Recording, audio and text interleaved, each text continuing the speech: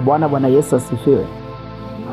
Niko hapa sehemu moja naitwa Nkwenda Kiregete, kijiji Kiregete, kitongoji Kiregete, kijiji Kafunjo.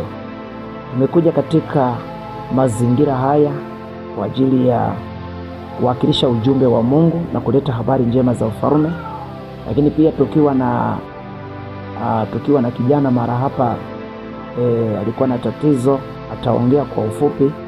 Basi niseme tu kwa majina, naitwa Pastor Florian, mwinjilisti mhubiri Injili.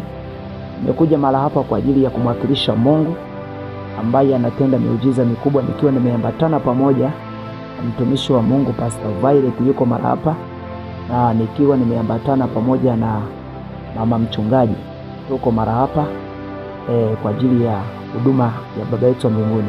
Nimkaribishe Pastor Violet ajitambulishe kwa ufupi. Karibu mtumishi. Bwana Yesu asifiwe. Haleluya. Basi mimi kwa majina naitwa Violet J.D. Zampola. Ninatumika chini ya mchungaji Florian. Mungu awabariki sana. Karibu watu wa Kiregete, tunawakaribisha nyumbani. Barikiwe sana. Amina. Bwana akubariki sana.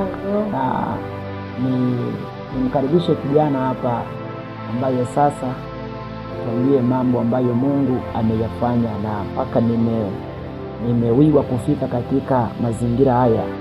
Natoka Chabora, nimekanyaga katika viwanja hii. Mungu wa mbinguni atukuzwe zaidi. Karibu kijana, Mungu amefanya nini kwenye maisha yako? Kwa jina langu naitwa Rodson Emmanuel Mariko. Nilikuwa na tatizo za kiume kurudia mara ya pili, lakini kwa sasa hivi nimeshapona, niko vizuri. Uko vizuri? Tatizo lako ni umeme, ulikuwa ni mdogo sana. Kijana anasema umeme wake ulikuwa ni mdogo sana, na kwa sababu ya uonevu wa shetani. Tunaelewa kwamba huwa adui huwa akai ana mambo yake, lakini Mungu amefanya mambo makubwa. Nimefika katika kwenye mazingira yake haya ili tumdhihirishe Mungu aendelee kutenda mambo makubwa. Kijana, vipi hali yako kwa sasa, mpaka inaendeleaje? Naendelea vizuri. Uko sawa sawa? Ndio. Mambo yako vizuri? Ndio. Jina la Bwana libarikiwe sana. Na tusome Biblia kwa ufupi. Tusome Biblia kwa ufupi hapa, na kitabu cha Luka Mtakatifu sura ya 9 kuanzia mstari wa 2. Kitabu cha Luka Mtakatifu sura ya 9 kuanzia ule mstari wa ule mlango wa 2, na tukasoma Biblia. Luka Mtakatifu, Luka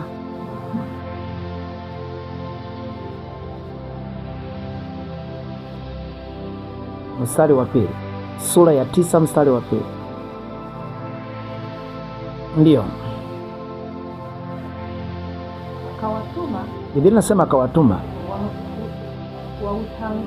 waende kuutangaza ufalme wa Mungu na kuponya wagonjwa. Rudie tena. Biblia inasema akawatuma watangaze ufalme. Tuende taratibu hapo. Sasa tumetuma mara hapa, tumekuja mara hapa kuutangaza ufalme wa Mungu. Ufalme wa Mungu unafanya nini? Ufalme wa Mungu unafanya mambo makubwa. Ufalme wa Mungu unafungua watu. Biblia inasema kwamba wakatuma wale watu waende kutangaza ule ufalme wa Mungu. Sasa tumekuja mara hapa kutangaza ufalme wa Mungu, na kwa sababu hiyo tumekuja mara hapa kutangaza ule ufalme wa Mungu. Lazima ufalme wa Mungu, kwa sababu tumekuja mara hapa, lazima uvunje kila nira, lazima uvunje kila mikataba, lazima uvunje uchawi, lazima uvunje ushirikina. Tazama hivi, leo hii wachawi wanatesa watu, wanafunga watu, wanaweka katika kwenye majumba yao, lakini ufalme wa mbinguni umesimama na watu wake ili wapate kufunguliwa kupitia katika ufalme wa Mungu. Kati ya watu waliotumwa, naweza nikasema Mungu ametuagiza katika marango haya, Mungu ametuagiza tukanyage katika Kiregete hii. Ufalme wa Mungu ukanyage mara hapa na uvunje kila chochote kibaya, na lazima kivunjike katika jina la Yesu Kristo. Hebu endelea kusoma Biblia. Inasema Bwana akawatuma ili waende kuutangaza ufalme wa Mungu Ndio. Akawatuma Ndio. wautangaze ufalme wa Mungu na kuwaponya wagonjwa. Lakini hao wanatumwa waende kutangaza ufalme wa Mungu, lakini pia waponye wagonjwa. Sasa tunapokuja mara hapa, huyu ni kijana ambaye alikuwa na tatizo lake ilikuwa ni tatizo la upungufu wa umeme. Kiongea hivyo tunaeleweka, lugha inaeleweka hiyo. Lakini Bwana amefanya mambo makubwa, amemfungua na sikia naongea. Eti kijana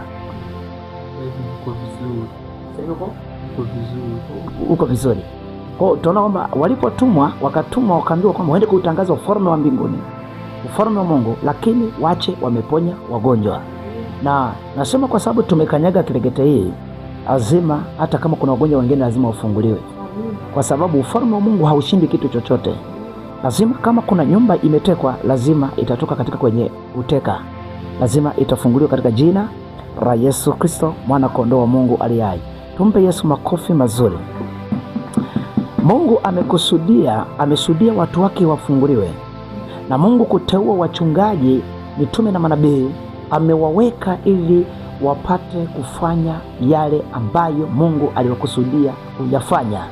Ni manake kwa lugha nyingine ni mawakili, waende wasimame kwa niaba yake. Ndio maana akawateua wale watu wengine wanafunzi kwamba waende kutangaza ule ufalme wa Mungu, lakini pia waache wamepoza wagonjwa, waache wamefungua wagonjwa. Kwa hiyo tumekuja mara hapa ili kuhakikisha kila mgonjwa anafunguliwa katika jina la Yesu. Tumekuja mara hapa ili kila yeyote aliyefungwa afunguliwe katika jina la Yesu. Maana yake tumepewa ule ufunguo wa kufungua. Eti pastor, tumepewa ule ufunguo wa kufungua watu.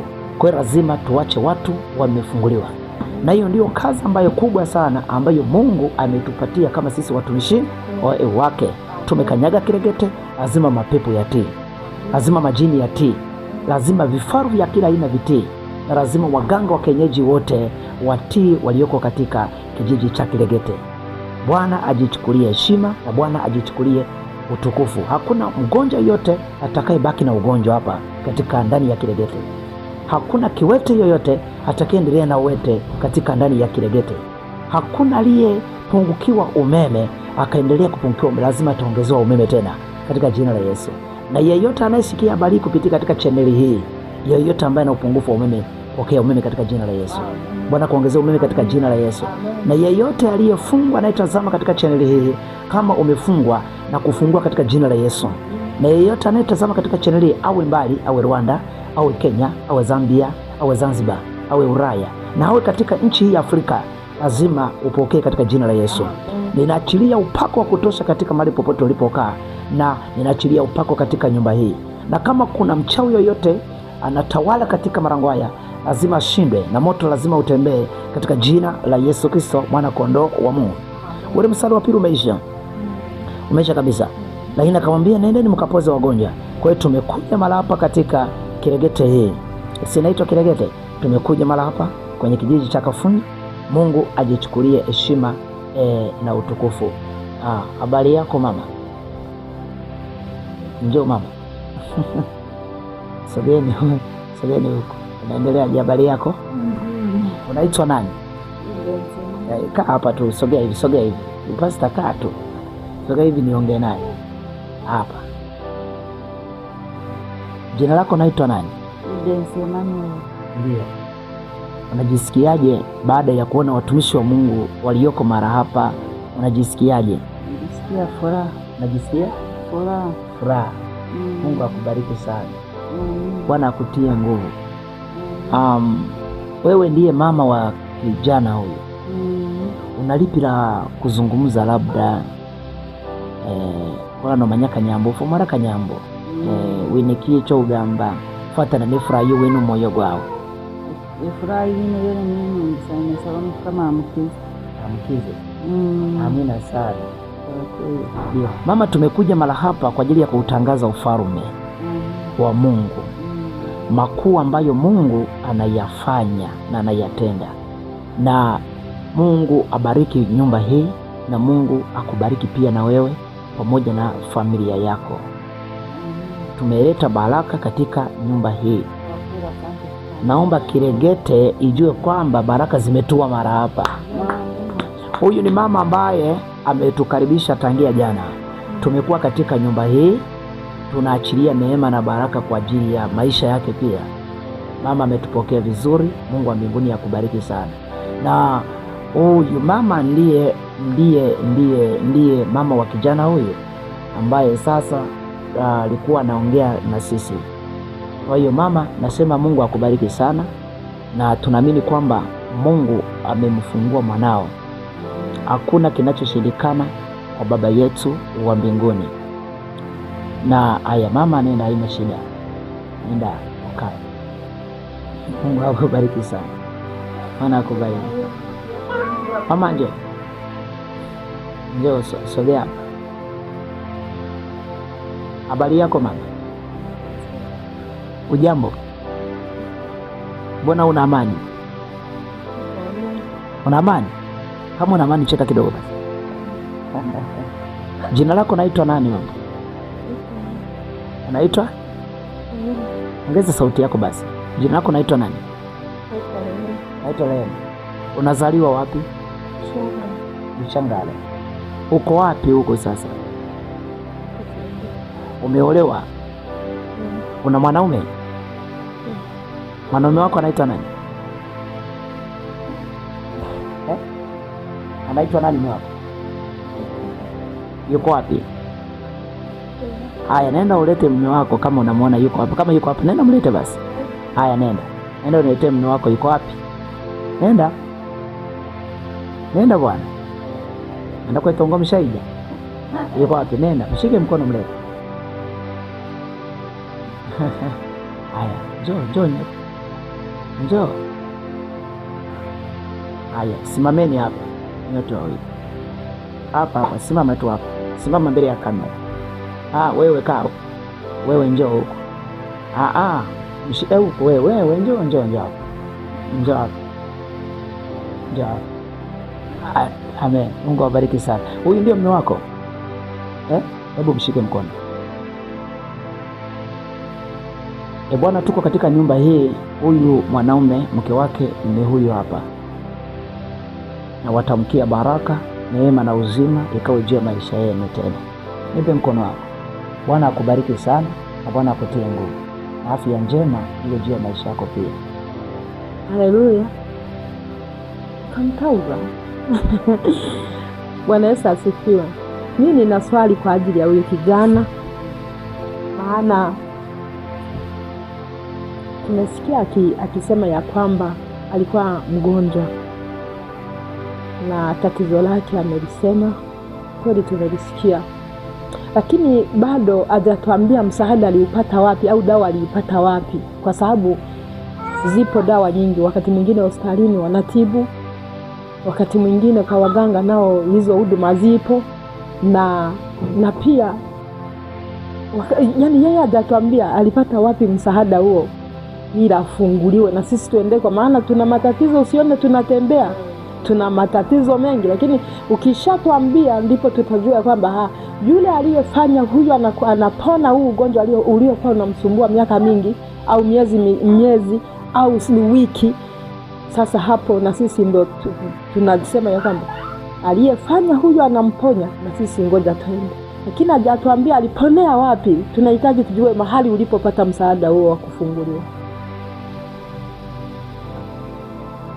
Ya Bushangalo kwa mchungaji Florian.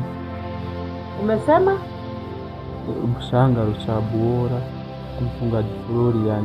Huyo mchungaji Florian alifanya nini? Alikupa dawa gani? Au yawezekana alikupa mafuta ukajipaka ukapona? Kuna dawa nyingi. Wakati mwingine alikuchanja chali, alifanya nini? Uliponaje wewe? Tunaomba uambie Watanzania nao wajue. Aliniombe. Alifanya maombi tu ukapona?